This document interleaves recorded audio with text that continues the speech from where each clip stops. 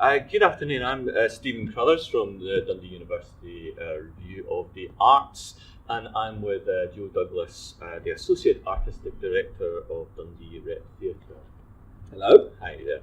So Joe joined the Rep last year, having already directed a number of plays with them, including the smash hit revival of John McGrath's The Chariot Stag and the Black Oil. So just to kick off, what do you love about theatre? Wow, that's a big question. Yep. I love audiences. I love the moment where they come in, especially where this is our set for Monstrous Bodies Chasing Mary Shelley Down Peeperdale Lane, which is on till May the 6th, 2017. Book your tickets. And it's. I love the moments like we have tonight, which is a press night. We've got broadsheets. You've got the press coming from all over the country, from the UK, from Scotland, and it's really exciting to have that. Have a new play like this on a stage saying something to a room full of strangers, mainly in the dark. That's what I love about theatre. I love the fact that people come together and they hear this thing, they see this live event, and it changes them. Fantastic. So you studied directing at Rose Bruford College. How did that happen? What did, before you went? I wanted to be an actor, I thought, because I think like a lot of people who work in theatre, you think, they're the people you see, they're the people you initially respond to. I found this course, which sadly no longer exists. It's a real shame, actually, because it's an undergraduate directing course. There's now only one of those in the UK, at the Drama Centre in London.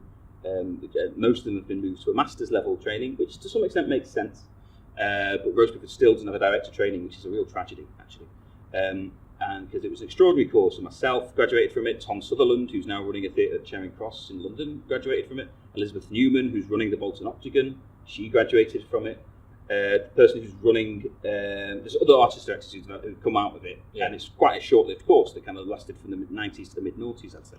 And it was an extraordinary time. It's a small campus in Kent, really. It's on the kind of London-Kent border, in kind of like in UKIP country, let's say. It was kind of BNP once upon a time, so that was quite kind of that dichotomy was quite interesting. But you were kind of isolated, and you were able to play, and it's quite a safe place to work out who you were as an artist, what kind of theatre you're into, and it's quite a progressive campus in terms of its range of influences. Lots of European theatre. There's a European theatre course there, an American theatre course. These sort of courses don't exist in other institutions, and to have them all together in one place, talking, influencing each other, getting drunk together, talking, it was an extraordinary place to train. And it meant after 3 years, I had 4 professional level shows, actually. If you're a student and you go to a university, it's great, and the qualifications are fantastic, but you're not going to have a production manager. You're not going to have a lighting designer necessarily who has trained in lighting design or is training in lighting design. That's what I got. And we all kind of were students, we all got a professional level training together. And so I was able to learn, I think, before I would have otherwise been able to, what it is to be a professional director in that setting. That sounds fantastic. I mean, if there was one thing that you took away from that course and what influenced your directing style, or what do you think? It would be 2 people, I would say. It would be Colin Elwood, who was the programme director, who's just extraordinary, and I was on the phone to him the other day, actually, and had a really just long chat. Philosophically, he's an extraordinary man, he's an extraordinary dramaturg, he's an extraordinary teacher. And the other woman would be a woman who left us last year. She's called Annie Castledine, and she's one of, I would say, British theatre's geniuses, who was kind of undervalued and underappreciated, and people were scared of her, particularly in the sort of 80s, 90s. And I wasn't there, so I don't know. But people were and have a different experience. Mine was obviously a very peripatetic one, but she was extraordinary. She taught us what the power of theatre, the political importance of theatre, and she taught us Brecht's poems and everything from there. Fantastic. And then you got a place on the ITV Theatre Directors. Which is the regional theatre directors scheme, regional theatre young directors scheme, RYTDS. I did, and I got picked by Vicky Featherstone, which was amazing. That's where I wanted to go. I wanted to be in Glasgow. Right. I wanted to be in Scotland and learn more about Scottish theatre. And I was sort of had a bit of a silver spoon in my mouth and was given this opportunity at the National Theatre, just as it was forming at a really exciting time, just post Blackwatch, to assist John Tiffany. just as he's kind of going like that as well, you know. So it was a really, it was a kind of extraordinary time. Actually, 2007 to 9 was a really formative period for me. And they gave me a Dennis Kelly play to direct, which toured the Highlands and Islands, and we got to do a world premiere of that. And you know, all these amazing opportunities, which I think I'm fighting to try and instill where I can. But if anything, I kind of look now at kind of opportunities, and I think that in a way that there are less of them than there were 10 years ago, and people have to really fight hard for those opportunities for directors to come through. To hold on to them. Yeah, to hold on to them and to develop them, because without the directors and the writers particularly, I would argue, they're the people who are going to instigate new ideas, new work. I want to do this, I want to do that, you know. You know, obviously theatre making is broader than that, but you need, if you're not a writer or director, you need someone to kind of take that step forward and do that thing. So what do you think was the most exciting thing that you were able to do then that maybe is less able to do now? Well, really specifically, do the regional young theatre directors scheme in Scotland. You now can't, and because it's now funded by the Arts Council England, and we don't still have an equivalent scheme for young Scottish directors, and we need one. Right. And I am trying to, just get a conversation about it. So absolutely. More awareness of that is great. Okay, so moving on to your time as associate artistic director here, tell us about the Rep. What makes the Rep special? It's family. It's kind of it. It should be. It always has been since the ensemble, particularly since the ensemble, I guess, was founded. One of the first places I came to, one of the first theatres I came to, because the National Theatre of Scotland, of course, doesn't have a theatre. And it was extraordinary because of that, because of the longevity of the people, the relationships they form. People come back, people leave. Someone's just walked in who was here and who now isn't, but is back again. Right? And it's that sense of the technicians, the staff, the creative learning, the performers, who all give it that word ensemble, right? And who all know what that means, and it means for me it's give and take and being like a family, right? And that's why it's special. And also, I'd say this auditorium is just amazing. Like the relationship you can have. We've built out over the first few seats here. Built over the first few seats here to kind of come into the audience a bit more, as we did with Chivia. But there's nowhere I know. I think it's acoustically, it's not my favourite auditorium. But in terms of the relationship with the audience visually, it's my favourite auditorium I've sat in. Great. Well, because of proximity and because of the relationship with you signs the stage to this amount of people. And if we talk a little bit about the season that you've been in charge of. Yeah. So you started off with the revival of the Chivia, which had been a big success. How was it? What was it like to revisit that? Oh, it's great.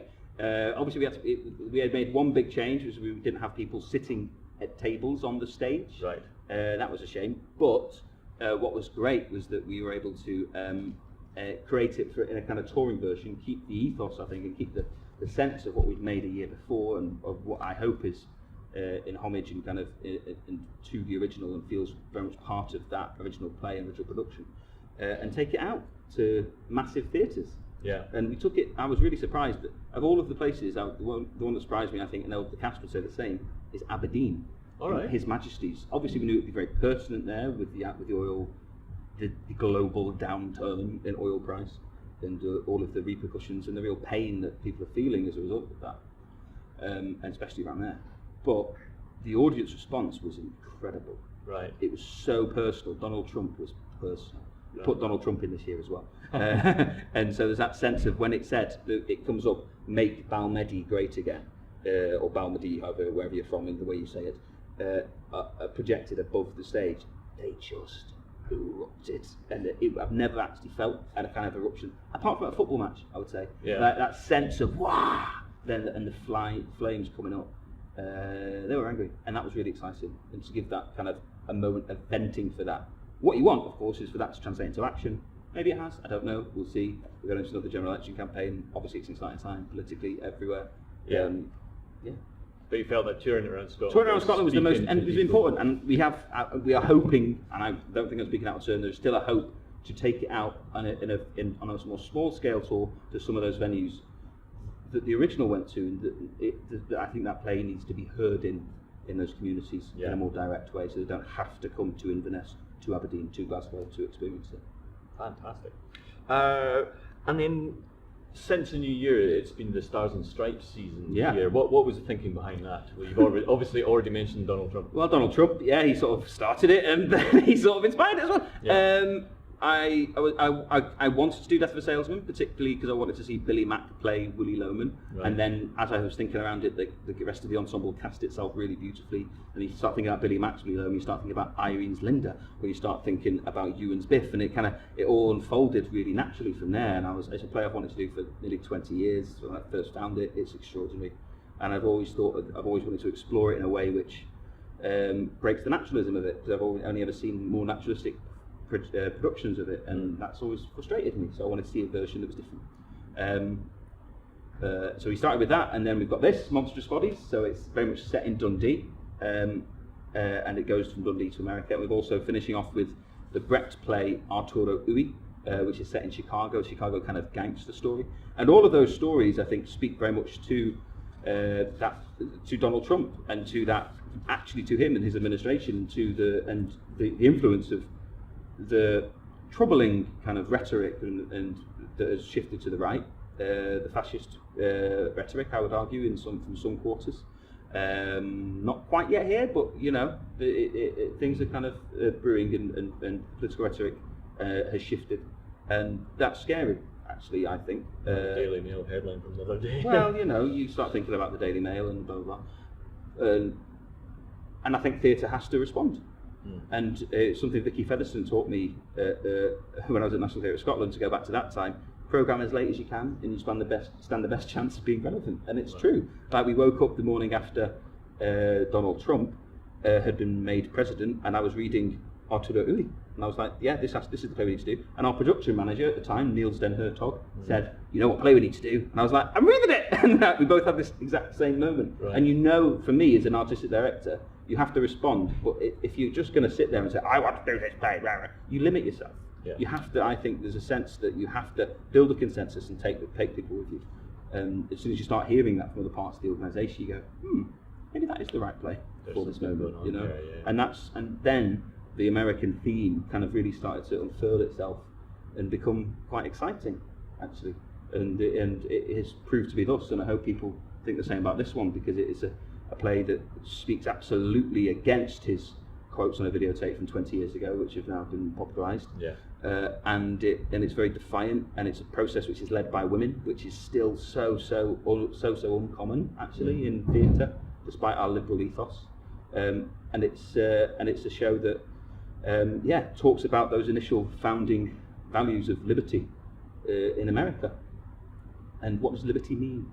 That's the part. I think that's what this play asks that question, and that's what Americans supposedly ask themselves every single day, because it's their founding values. And I don't really, until I went to America a lot with Blackwatch, I never really understood their notion of freedom, which is very different from ours. Right. And it's about personal freedom. I am free to carry a gun to protect my things. I am free to do this, and you're free to do that, and then we're both free. But for me, that freedom is about isolationism and kind of individualism. And for me, freedom is something else, and it's about a more collective approach.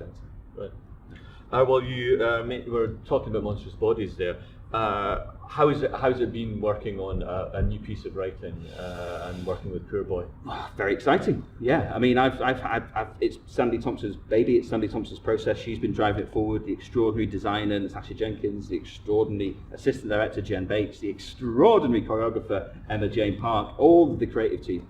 As I said, all the women, particularly the men as well. The men have done their bit. Mike and Colin. Sorry, yes, of course, absolutely part of it. But I think they would agree. It's been led by this kind of vanguard, which has been amazing. I've only kind of inputted in as an artistic director, I guess, as you can from the outside, kind of supporting. I describe myself jokingly, I hope, as a theatre support bra. I'm there to kind of just help it kind of continue and help it grow, and kind of just add my thoughts in where it feels appropriate, because it's their show and it should always be that. It should be their vision. That's what's expressed. And I mean, you get this brilliant kind of different clash of styles in the piece, and I think that's part of the joy of it and part of the fun of it and part of Sandy's vision. Yeah. And your play that you're directing, Arturo, you've mentioned a little bit about it. What's going to be your take on? What's our exclusive take on the resistible rise of Arturo? Well, it's about very directly. It's about Hitler's rise to power.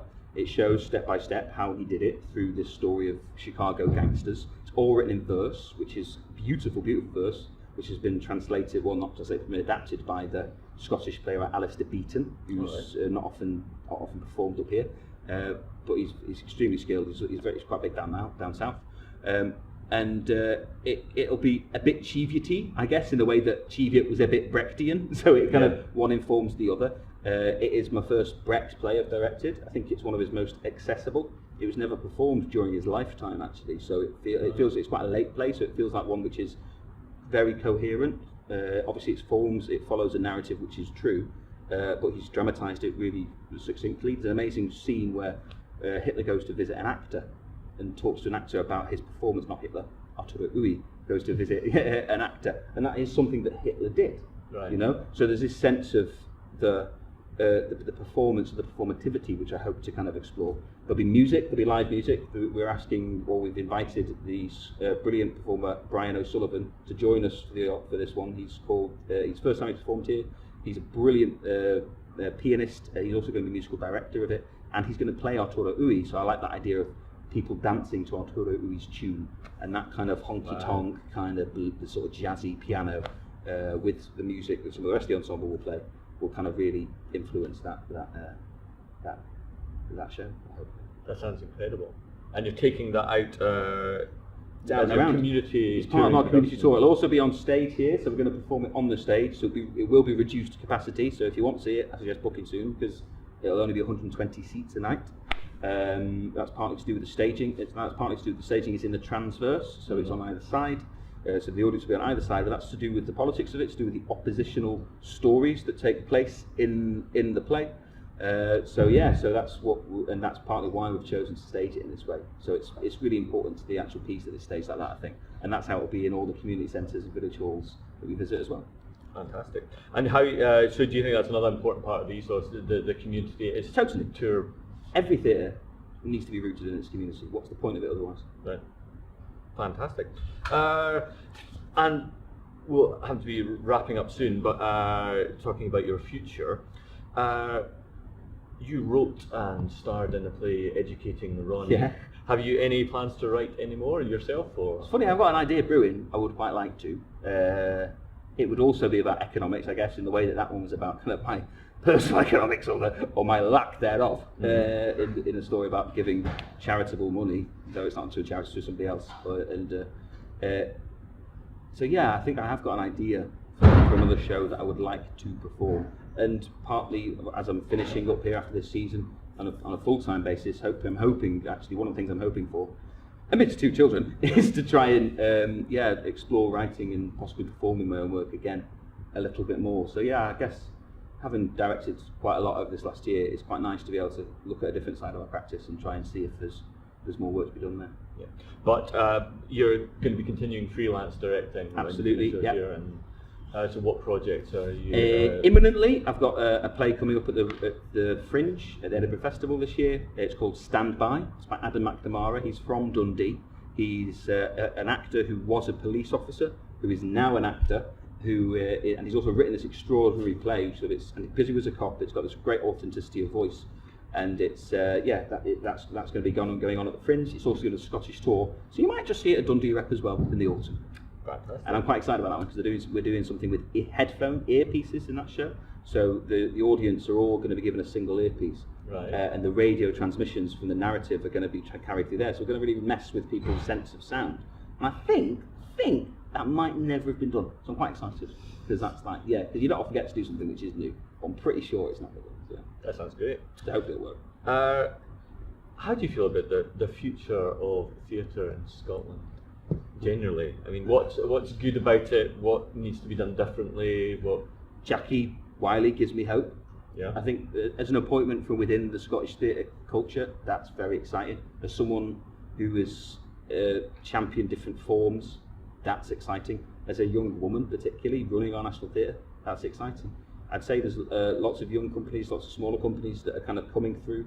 I had some younger directors who've assisted me who I think are making exciting work. I look at Joe Rush and Amy Gilmartin, who are running Urban Fox. They've got a young company that are happening. Lots of younger artists who've come. I think what we do need to look at is how we support the artists who have been left in that gap that the Archers has left in Glasgow, because there was a real home and a real hotbed there of young artists coming together to make their work all different forms. That place doesn't exist yet, and I hope with Jacket Our National Theatre we can find that place, and hopefully it'll be across the country. Fantastic. I see lots of people gathering, so I know, I think we're getting booted off. Wrapping off. My final question, I always ask my students that I teach the magic wand question, which is about what, if they could do anything, what would it be? So if you could cast any play, stage any play, wherever you liked. Oh my gosh, give away my programming secrets. I would stage a massive promenade show at Hampton about the history of Scottish football, starring Eric Cantona. What more can you say? There you go. That's what I do. So, well, thank you very much, Joe Douglas. Thank you. Cheers. Cheers.